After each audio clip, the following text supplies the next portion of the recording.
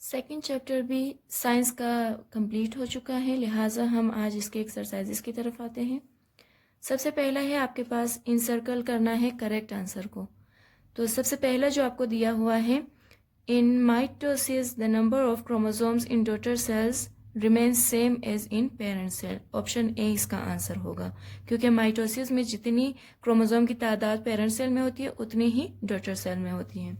The number of chromosome in human sex cell is, human germ cell में भी हमने पढ़ लिया है कि वो 23 है कंपेयर टू सोमेटिक सेल या जितने भी बॉडी पार्ट्स के जितने सेल्स हैं उसके बदले में सेक्स सेल्स में 23 होता है।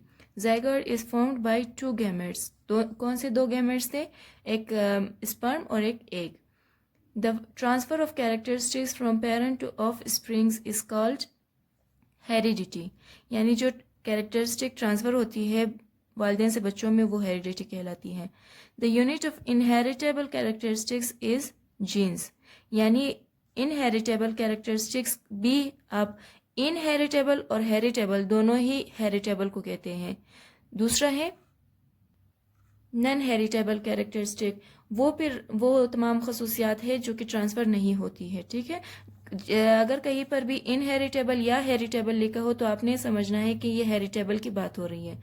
सिर्फ नॉन हेरिटेबल वो कैरेक्टरिस्टिक्स है जो ट्रांसफ़र नहीं हो सकते। तो इसका आंसर है genes. Fill in the blanks है, during mitosis the number of chromosomes is doubled. Chromosome आएगा। The arms of chromosomes are called chromatids. The number of chromosome in male cell is 20. Genes determine all characteristics in the bodies of organisms. The cells which produce as result of meiosis are called gametes. Next यहाँ पे है आपके पास true false. True false में बताया हुआ है कि number 1, the process in which a parent cell divides into 4 daughter cells is called cell division. ये true नहीं है, ये false है. Meiotic 2 division is similar to that of meiosis. ये भी false है. Chromosomes and DNA are basis of heredity. ये सही है. The half of chromosomes number in sex cells of cat is 15. True है. The separation of a body, a part of a body of a person after cut off is a heredity disease. ये गलत है क्योंकि ये non heritable characteristic है। उसके बाद match the column है, कॉलम ए को कॉलम बी से मैच करना है। डीएनए आपको मालूम है कि ये हेरिडिटी मटेरियल है। स्पर्म मेल रिप्रोडक्टिव सेल है। ओवम एग और ओवम दोनों ही एक ही चीज़ का नाम है, यानी गैमेट है फीमेल में। फीमेल रिप्रोडक्टिव सेल है। Meiotic 1 reduction of chromosomes number two half. Meiotic 1 में नंबर ऑफ क्रोमोसोम हाफ होती है। क्रोमेटिड्स आर्म ऑफ क्रोमोसोम्स होती है। उसके बाद है डिफ्रेंशिएट द फॉलोइंग। नंबर 1 है माइटोसिस एंड मियोसिस, जिसको आपने डिफ्रेंशिएट करना है। फर्स्ट डिफ्रेंशिएट के लिए आप आएंगे पेज नंबर 23 पे, जहाँ पे माइटोसिस लिखा है आपने स्टार्ट से ही लेना है। Mitosis is a process of cell division, यहाँ से स्टार्ट करेंगे यहाँ तक, same as in parent nucleus. यहाँ तक आपका फर्स्ट जो माइटोसिस है उसका आंसर होगा। उसके बाद मियोसिस का भी आप पेज नंबर 24 के फर्स्ट पैराग्राफ को आप करेंगे मियोसिस के लिए। ये दोनों के डिफ्रेंशिएट हो जाएगी इजीली क्वेश्चन नंबर 1 का। उसके बाद नंबर 2 है क्रोमेटिड्स एंड सेंट्रोमियर। इसके लिए आप आएंगे पेज नंबर 26 पे, जहाँ पे क्रोमोसोम्स लिखा है। इसका थर्ड लाइन क्रोमेटिड्स की डेफिनेशन है। Each chromosome has 2 arms which are called chromatids. और इसी के नीचे सेंट्रोमियर की डेफिनेशन है। Both chromatids are joint at a point which is called centromere. ये दोनों की डिफ्रेंशिएट हो जाएगी क्वेश्चन नंबर 2 के लिए। नंबर 3 है interface and cytokinesis. Page number 23 पे आपका इंटरफेस की डेफिनेशन है। फर्स्ट लाइन आप लिखने के बाद यहाँ से interphase is the initial stage of cell division. उसके बाद ये एक सेंटेंस आप छोड़ देंगे, फिर यहाँ से लिखेंगे interphase is the longest period of cell division, और इसी पैराग्राफ के लास्ट तक this is called replication of chromosomes.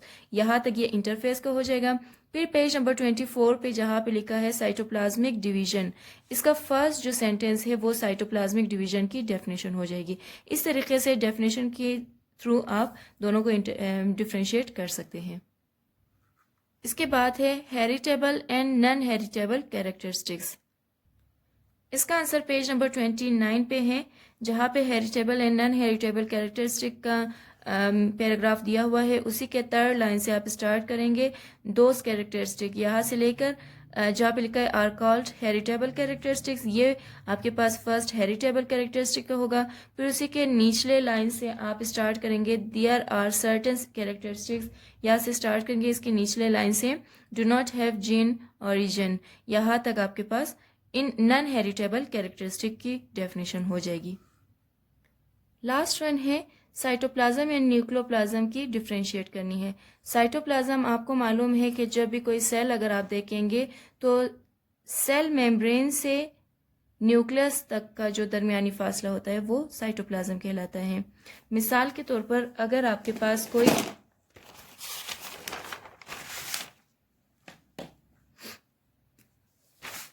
पास ये एक सेल है, ठीक है, तो दरमियान में जो न्यूक्लियस होता है, अब ये सेल मेम्ब्रेन आउटर है और ये न्यूक्लियस है, ये वाला एरिया आपके पास साइटोप्लाज्म कहलाएगा।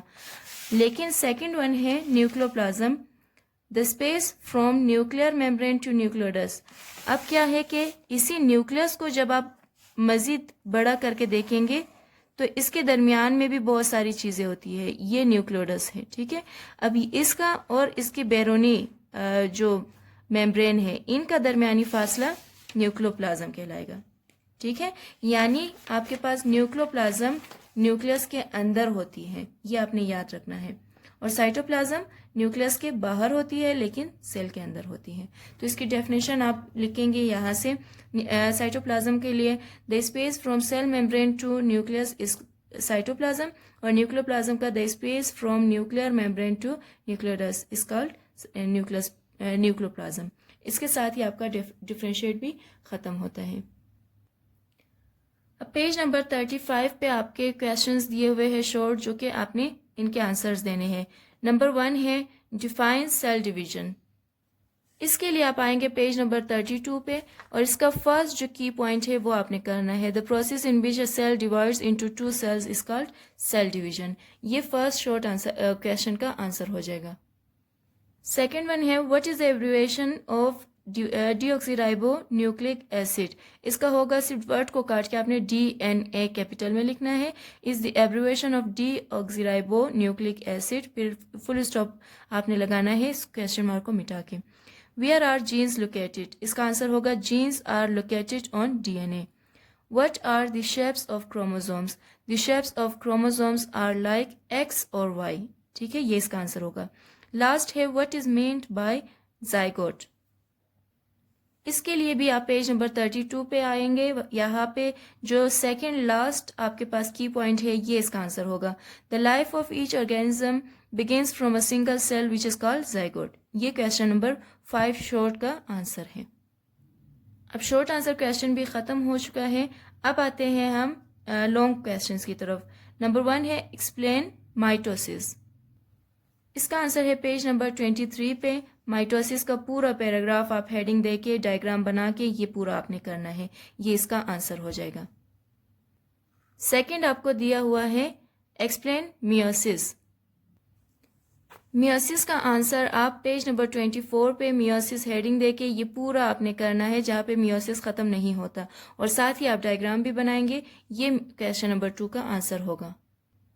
नंबर 3 आपके पास है state the importance of transfer of state Watson and Crick model of DNA। ये नंबर 3 आपके पास है।